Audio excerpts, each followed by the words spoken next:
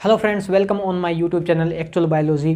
आज हम topic start करने वाले हैं protein targeting in eukaryotes. Protein targeting का मतलब क्या है? देखो, सेल के अंदर प्रोटीन बन रहा है कोई भी, ठीक है। प्रोटीन बनेगा, प्रोटीन यूकैरियोट के अंदर किसके अंदर बनता है? मीन साइटोप्लाज्म के अंदर, सेल के अंदर, ठीक है।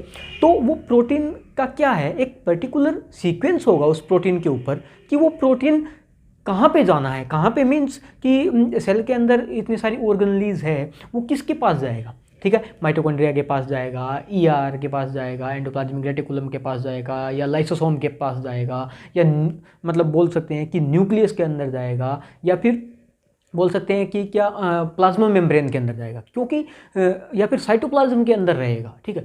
बहुत सारे प्रोटीन्स बनते हैं सेल के अंदर, ठीक है। लेकिन टारगेटिंग का मतलब एक पर्टिकुलर प्रोटीन कहाँ जाएगा और कैसे जाएगा, ठीक है। आज हम सिर्फ बेसिक पढ़ने वाले हैं इसका कि कितने टाइप की है प्रोटीन टारगेटिंग और कहाँ कहाँ पे उनकी लोकेशन है, प्रोटीन्स कहाँ जा सकते हैं, ठीक है। तो इसके आगे जो मतलब इनका मॉलिक्यूलर मैकेनिज्म भी मैं लेके आऊँगा, ठीक है। तो एक बार आप डिस्क्रिप्शन में चेक कर लेना, शायद मिल जाएगा आपको, ठीक है। एक एक करके सबका किसका अभी हम देखने वाले हैं, ठीक है। So protein targeting in eukaryotes दो टाइप्स के हैं। फर्स्ट इज को translational targeting, second is post translational targeting. को ट्रांसलेशनल टारगेटिंग का मतलब क्या है कि प्रोटीन बन रहा है और साथ के साथ मतलब जा रहा है एक किसी भी ऑर्गेनलीज के अंदर, सेल के अंदर, ठीक है। क्यों? ये सेल के अंदर की बात हो रही है, ठीक है, सेल के अंदर, ठीक है। को ट्रांसलेशनल मतलब देखो, अपने को पता है कि प्रोटीन का सिंथेसाइज कौन करके जाएगा? राइबोसोम, ठीक है। राइबोसोम, यूकैरियोट्स के अंदर राइबोसोम क्या, लार्ज सब unit is 60s and small सब यूनिट इज 40s, ठीक है।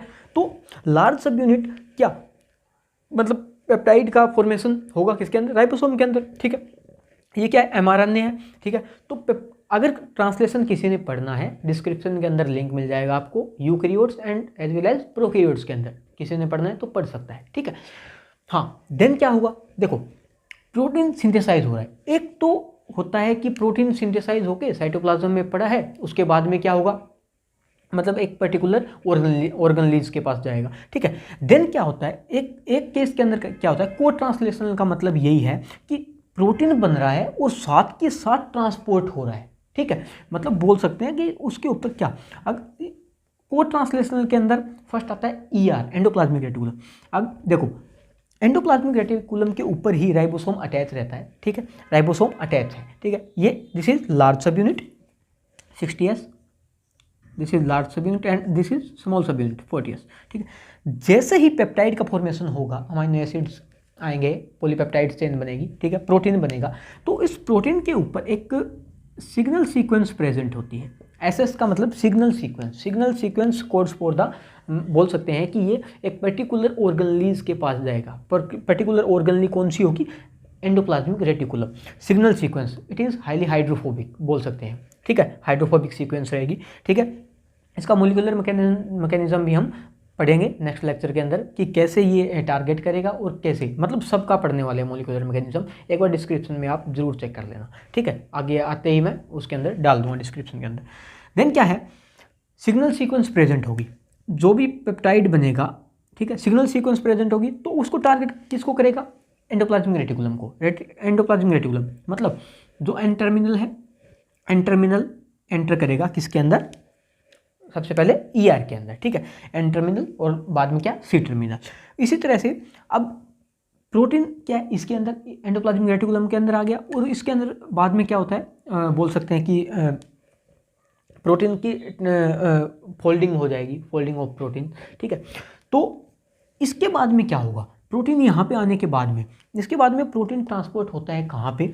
गोल्जी एपरेटस के पास में। गोल्जी एपरेटस का मतलब, गोल्जी एपरेटस के अंदर different types of Golgi bodies present है मेरे पास, बोल सकते हैं, या फिर गोल्जी कॉम्प्लेक्स है, उसके अंदर different types of Golgi body है, वो देखते हैं कौन सी है। देखो, फर्स्ट ये गोल्जी कॉम्प्लेक्स है। गोल्जी कॉम्प्लेक्स का मतलब first is sis Golgi network, मतलब सिस गोल्जी नेटवर्क का मतलब ईआर से प्रोटीन पहले कहाँ जाएगा? सिस गोल्जी नेटवर्क के पास में, ठीक है।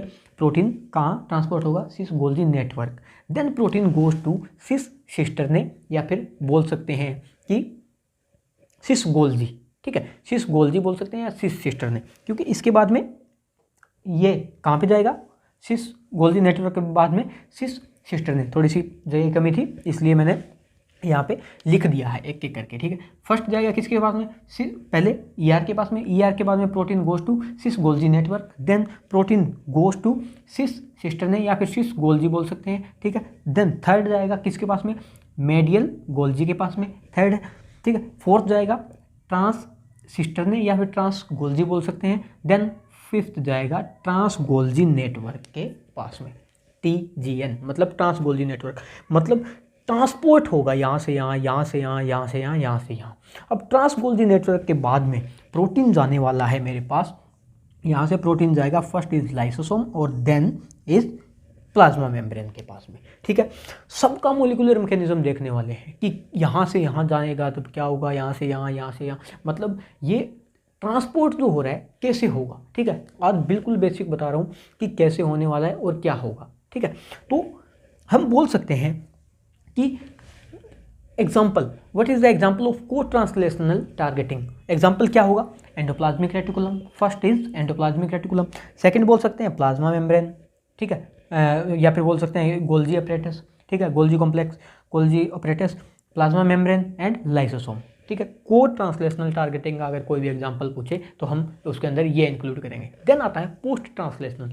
पोस्ट ट्रांसलेशनल का मतलब ये है कि after the formation of protein या फिर सिंथेसाइज ऑफ प्रोटीन, वो प्रोटीन एक टारगेटिंग सीक्वेंस होगी उसके ऊपर, ठीक है। जैसे ER के ऊपर मतलब सिग्नल सीक्वेंस था, जो प्रोटीन बन रहा था, ठीक है, जो प्रोटीन बनेगा उसके ऊपर सिग्नल सीक्वेंस होगी, वो कोड करेगा किसको, एंडोप्लाज्मिक रेटिकुलम को, ठीक है। देन क्या है, एक सेल के अंदर प्रोटीन बना साइटोप्लाज्म के अंदर, ठीक है, साइटोप्लाज्म के अंदर रहा, कुछ प्रोटीन साइटोप्लाज्म के अंदर रहते हैं, लेकिन कुछ प्रोटीन जो है डिफरेंट ऑर्गेनेल्स के अंदर जाते हैं। वो कौन से हैं, first is mitochondria, peroxisome, chloroplast and nucleus, ठीक है। तो हम बोल सकते हैं कि अगर पोस्ट ट्रांसलेशनल मतलब protein after the synthesize of protein या फिर बोल सकते हैं after the release of polypeptide chain, then protein goes to the different types of organelles, ठीक है। यहाँ पे ऐसा नहीं था, यहाँ पे साथ के साथ में प्रोटीन का फॉर्मेशन हो रहा और साथ के साथ में प्रोटीन का ट्रांसपोर्ट भी हो रहा था,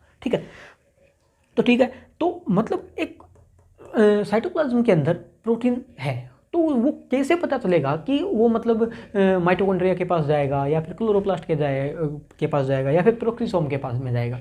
तो ठीक है, उस प्रोटीन के ऊपर एक सीक्वेंस प्रेजेंट होती है, स्पेशल सीक्वेंस, उसको हम बोलते हैं, अगर माइटोकॉन्ड्रिया के पास जा रहा है प्रोटीन, उसको बोलेंगे उस सीक्वेंस वो क्या होगी, MTS, मतलब उस प्रोटीन के ऊपर जो प्रोटीन सीक्वेंस होगी वो क्या होगी, माइटोकॉन्ड्रियल टारगेटिंग सीक्वेंस, ठीक है। पेरोक्सिसोम के पास जो प्रोटीन जाएगा वहाँ पे एक सीक्वेंस प्रेजेंट होने वाली है प्रोटीन के ऊपर, वो क्या होगी, पेरोक्सिसोम टारगेटिंग सीक्वेंस। क्लोरोप्लास्ट के ऊपर क्लोरोप्लास्ट टारगेटिंग सीक्वेंस। अगर कोई प्रोटीन न्यूक्लियस के अंदर जाएगा तो न्यूक्लियस लोकलाइजेशन सिग्नल, ठीक है, प्रोटीन के ऊपर एक सीक्वेंस प्रेजेंट होगी। सबका मोलिकुलर मैकेनिज्म देखेंगे, फिर से बता रहा हूँ, ठीक है, एक एक करके चीज़ें सब कुछ समझ में आ जाएगी, ठीक है। तो हम बोल सकते हैं कि पोस्ट ट्रांसलेशनल के जो एग्जाम्पल क्या होंगे, पोस्ट ट्रांसलेशनल टारगेटिंग के एग्जाम्पल क्या होने वाले हैं मेरे पास, mitochondria, peroxisome, chloroplast and nucleus, ठीक है। और एक पोस्ट ट्रांसलेशनल का एग्जाम्पल मेरे पास एक ये भी है, सिक्रीटरी प्रोटीन्स या फिर सिक्रीटरी वेसिकल्स, जो मैं यहाँ पे भूल गया, सिक्रीटरी वेसिकल्स, जो वेसिकल्स का फॉर्मेशन होता है, दिस इज ऑल्सो है part of cotranslational targeting, ठीक है।